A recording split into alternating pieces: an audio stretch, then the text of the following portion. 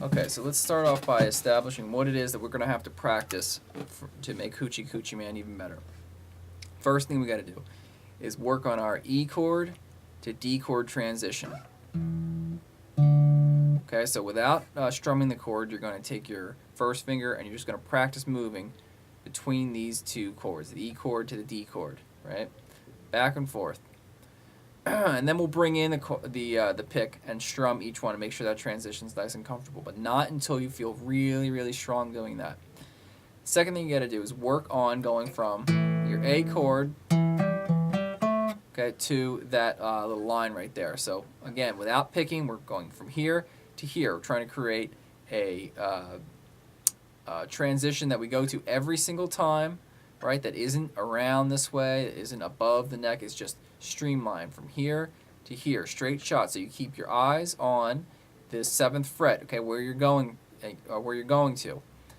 So watch your third finger land on that 7th fret.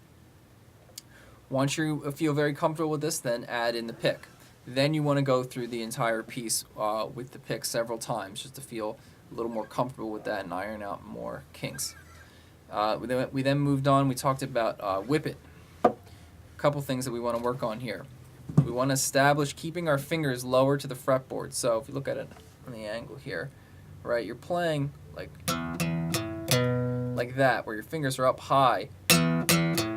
We want to get out of that. We want to stay low, barely keeping them above the string. Okay, so we get the first riff going on, and then we move into the next section, which brings us to the second topic in this song.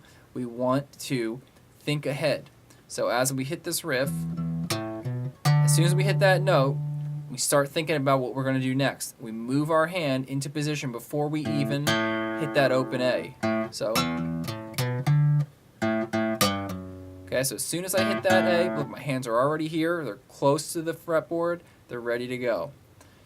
We want to practice that transition back and forth, get both those parts a little more comfortable. We added a new line in. Okay, so that was taking our third finger and going to the 9th fret. It's called a gliss. So it's not hitting the 7th fret and then sliding into the 9th. It's just passing through, one motion. Hit that again, 7, and back to 5.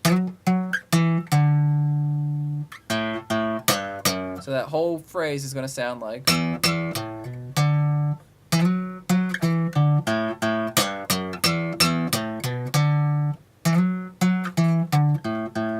At whatever speed you can. So a quick review of Sweet Child of Mine. We had a D chord. So that's 2nd fret G, 3rd fret B, 2nd fret E. Starting on the D string. Move to the C add 9. So that's 3rd fret A, 2nd fret D, open G, 3rd fret B, 3rd fret E. Same strumming, and then to G by moving these two fingers up one string. So that whole pattern is going to be